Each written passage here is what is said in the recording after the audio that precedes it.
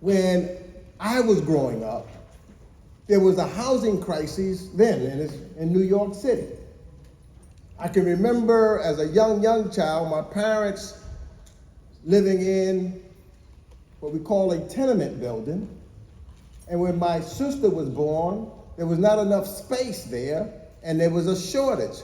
But what New York City was undergoing at that time was building public housing that was affordable for families like my parents so that they would have a decent place to live.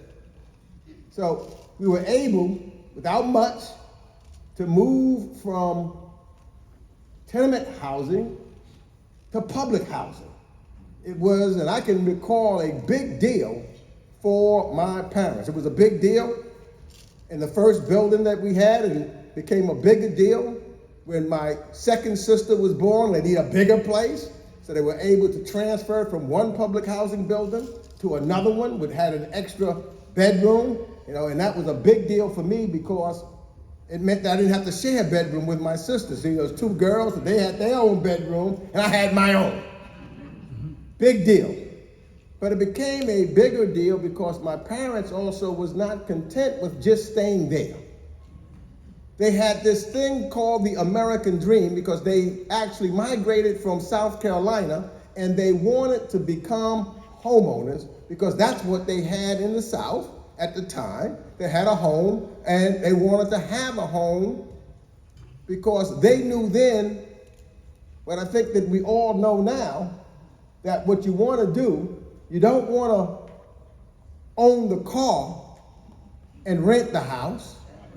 You want to rent the car and own the house, because when you own a house, that is an appreciating asset, and when you get that car, from the time that you drive it out, it's a depreciating asset.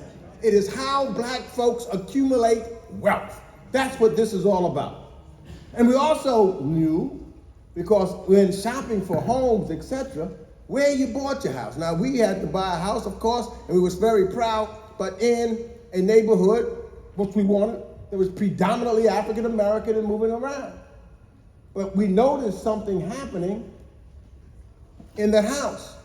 The house that she bought, the exact same house in another neighborhood, was valued greater than the house that we had. So this leveling of the playing field and making sure that we were able to move at the same rate of other people, was it progress? Yes. But equal? No. Because we knew that, if you just look at history, it was deliberate in racist mentality and practices, discriminatory practices, from redlining maps of the 1930s that branded black neighborhoods as hazardous for investments, and to systematically denial of fair mortgages. In fact, I kind of remember that what I had to do, we had, when my parents were able to buy a house, I had just graduated from Howard Law School. Because my mother had told my father, you're going to have a house. Your son's going to be a lawyer. I'm not going to be living in public housing. You got to get a house. I don't care how you do it. You got to save money. So we bought this house. And when I got out of law school, I decided that first I had to help them get the mortgage. Because when she went to the first banker at the mortgage place, they said you didn't make enough money, or they wasn't sure that the credit was strong enough, etc. But we found a bank, fortunately, and happened to have had someone who was black that was in the bank management at the time, which is why it matters where you are and who's working where, because it makes a difference. When they look at you, they don't automatically close the book on you. They try to figure out how we're going to help you.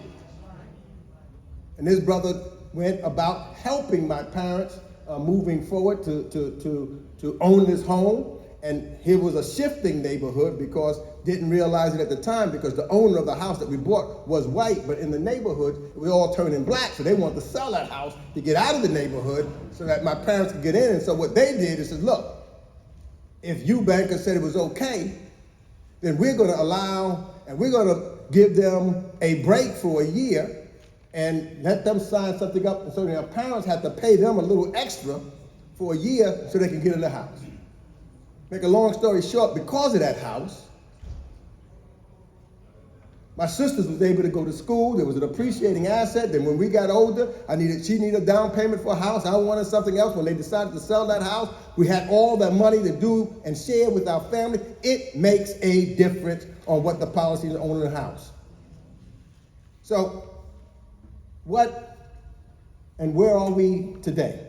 One of the biggest issues that we have going on is dealing with the Trump administration effectively dismantling every housing program and HUD itself, leaving communities vulnerable to the very injustices, and just as disgusting as it was then, it is right now. So this is not just a moral issue, it is, but it's also an economic issue. It deals why we've got to make sure that we're moving forward in that regards. It's something that we've got to move and make sure that we are taking advantage of. It's something why I'm so glad to see all of you. And what we're doing in welcoming you to the 54th Annual Congressional Black Caucuses weekend. We know that if and when we look at the economic aspect of it, that and the bias, appraisals, which I was talking about, that's why it's important, and important we have, appraisals have stripped away about $150 billion in home equity for black families. That's $150 billion taken out of communities, wealth that could have been used for education, for business, for passing something down to the next generation. Nothing wrong with those homes. The problem is not the quality of the homes, it is the race of the people who lived in these homes, and it is associations like yours, the National Association of Real Estate Brokers, that makes the difference. It's associations, and which is why I love coming here each and every year, because there's also continuity and moving forward. This is one of the highlights.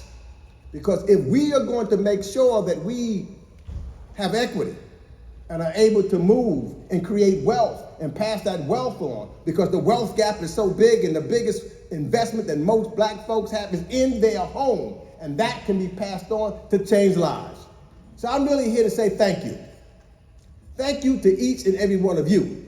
Thank you for being here, and we will be working as the members of the Congressional Black Caucus to make sure that we continue to move forward. First ones that lost some wealth during the pandemic was who? Us. Us. And we're fighting to change that. Trump has moved by ending and trying to get rid of the CFPB. Changed the rules in the game, but I gotta tell you, we're not new to this. We're true to this. And we know how to fight. We don't lay down. They've tried to get rid of us before, they couldn't do it. We're gonna fight until we win. And we know what's at stake. We can't do it without you.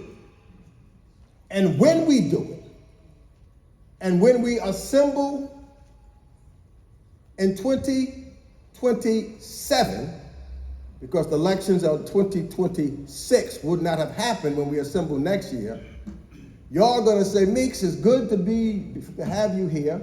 I know you are now the chairman of the House Foreign Affairs Committee. I know that Benny Thompson will be the chairman of Homeland Security.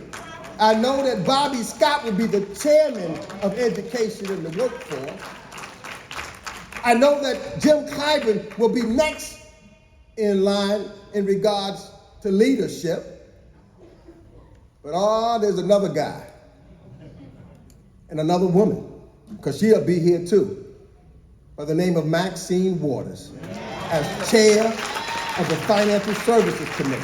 And we know how she then puts this agenda on the front burner, it won't be on the back burner. If you talk to her, she's going to tell you, all I want to do is to take care of my people and create wealth.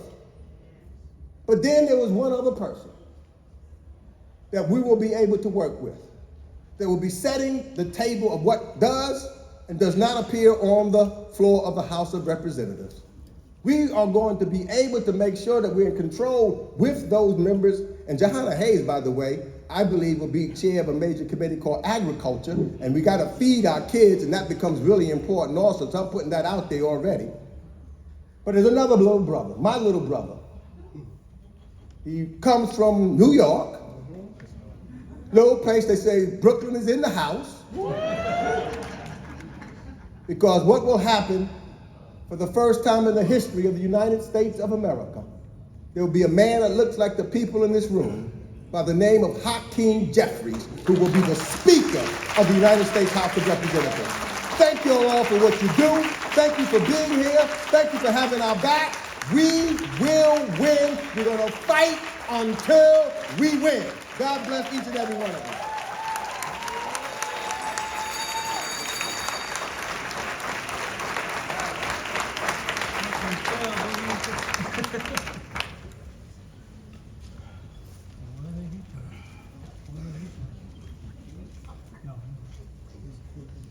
We want to give another round of applause for Congressman Meeks.